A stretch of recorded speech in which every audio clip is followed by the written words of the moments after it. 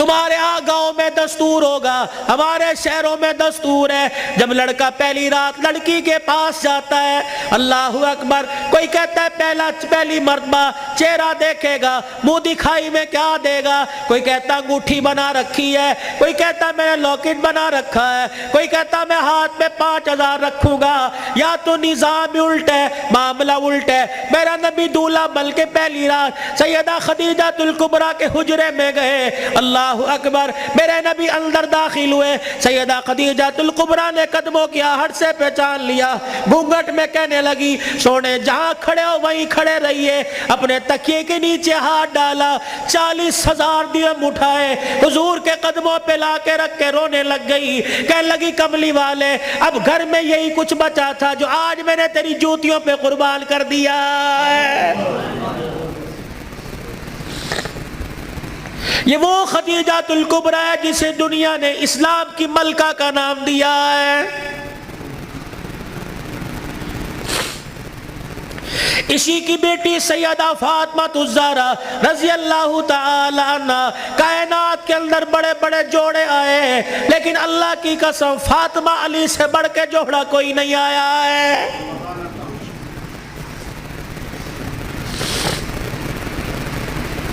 رحمت دو عالم صلی اللہ تعالی علیہ وسلم بیٹی کے دروازے پر گئے، جی ابو خیر ہوئے، تم بھی کبھی یہ سننا سمجھ کے بیٹی کے دروازے پہ چلے جایا کرو اور جا کے کہا کرو آجا تیرا باپ تجھے لینے کے لیے آیا ہے۔ لیکن اس نبی کو کیا پتا تھا جس بیٹی کو میں میکے لینے کے لیے گیا، سسرال لینے کے لیے گیا کہ میکے آجا، 4 دن باپ کے گھر میں رہ کے ویڑا آباد کر جا، اس نبی کے علم میں کیا تھا کہ 1400 سال کے بعد بہن دروازے پر آئے گی، بھائی دیکھ کے کہے گا ہنے تے گئی سی پھر آ گئی ہے۔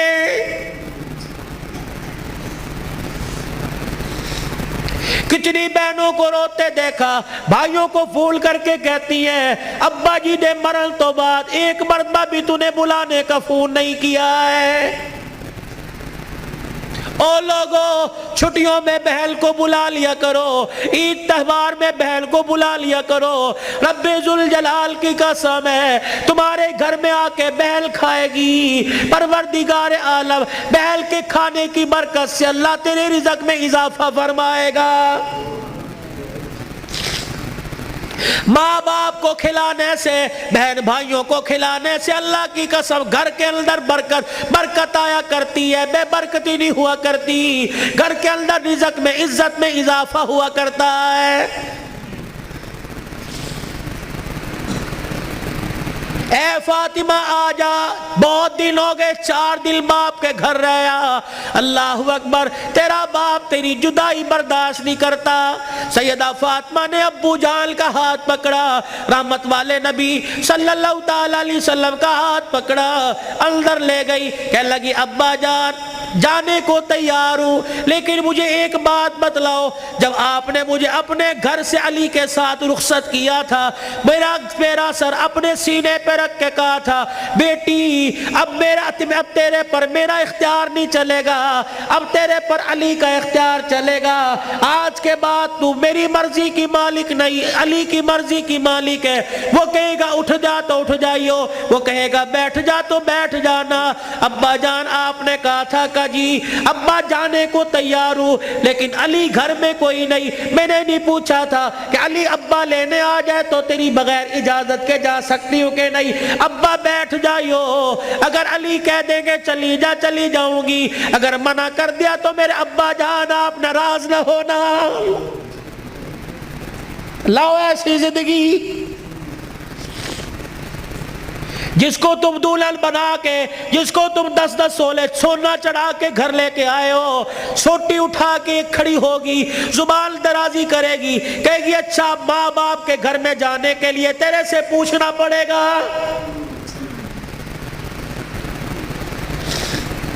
اے علی رضی اللہ عنہ اپنی بیوی فاطمہ سے کہہ دے تیری بغیر اجازت کے تیری بیوی کو گھر سے باہر کوڑا پھینکنے کی بھی اجازت نہیں ہے۔ سامنے خالد بن ولید رضی اللہ تعالی عنہ کا مکان تھا. اے علی تیری بغیر اجازت کے تیری بیوی فاطمہ کو سامنے دروازے میں کھڑے ہو کر خالد بن ولید رضی اللہ عنہ کی بیوی سے بات کرنے کی بھی اجازت نہیں ہے. جب تمہارے نکلنے کی دیر ہوتی ہے تمہاری بیویوں کا پتہ ہی نہیں ہوتا کہاں ہے. کبھی کہیں بیٹھ کے تعویذ لا رہی ہے, کہیں فیصلہ آباد دوڑی ہوئی ہے, کبھی کسی کے ساتھ سارے میرے بھائی نے, کبھی کسی کے موٹر سائیکل پہ جا رہی ہے, کبھی کہیں. یہ بھائی تو لے ڈوبے, اصل بھائیوں کو بھائی نہیں سمجھتی, محلے داروں کو بھائی سمجھی بیٹھی ہے.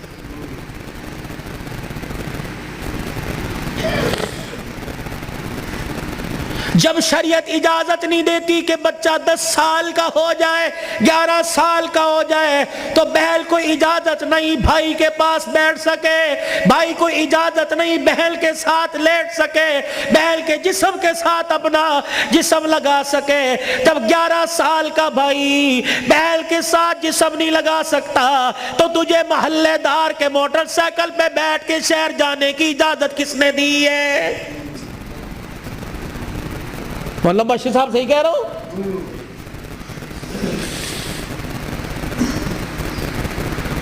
ابا جان ناراض نہ ہونا, نبی بھی نبی تھے.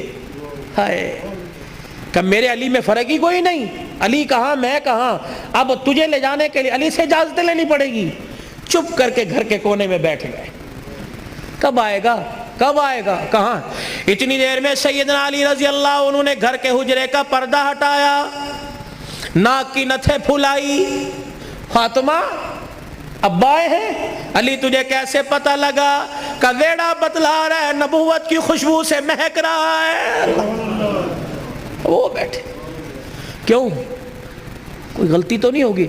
نہیں علی میرا ابا مجھے لینے آیا ہے. تو گئی کیوں نہیں؟ علی تیرا انتظار تھا. فاطمہ میرا انتظار کیوں کیا؟ کہ تیرا حکم نہیں, اجازت نہیں. کہ تیرے باپ کے آگے میں کیا اجازت دوں گا؟ کہ علی بات اجازت کی نہیں, بات تیری مرضی کی نہیں. رب ذوالجلال کی قسم ہے اگر تیری اجازت کے بغیر آج چلی جاتی تو قیامت کی صبح تک میرے باپ کی نبوت والی پگڑی پہ لوگوں کی انگلیاں اٹھ جاتی.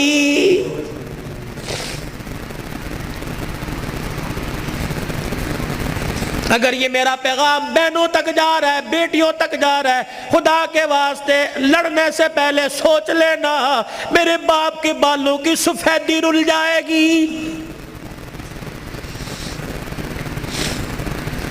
گھر کے اندر زور زور سے بولو گی, محلے والے کہیں گے فلانے دی تینے ویکی تماشا لگا رکھا ہے. رب اکبر کی قسم ہے تیرے باپ کی پگڑی رل جائے گی. میری بہنوں میری بیٹیوں روکھا سوکھا کھا کے گزارا کر لو, چرپائی نہیں زمین پہ لیٹ کے گزارا کر لو, گرمی کے پتلے لون نہیں سردی کے موٹے کھدر پہل کے گزارا کر لو. رب اکبر کی قسم ہے آج سسرال میں ماں باپ کی عزت بچا لے, کل قیامت کے دل میدان معاشر میں اللہ تیری عزتیں بچائے گا.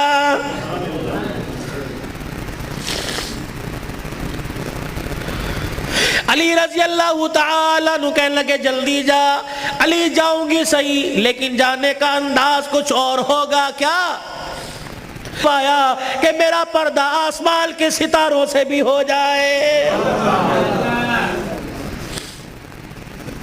تو پھر ایسی گود کے اندر حسین نہ آتا تو کون آتا, ایسی گود کے اندر زینب نہ آتی تو کون آتی.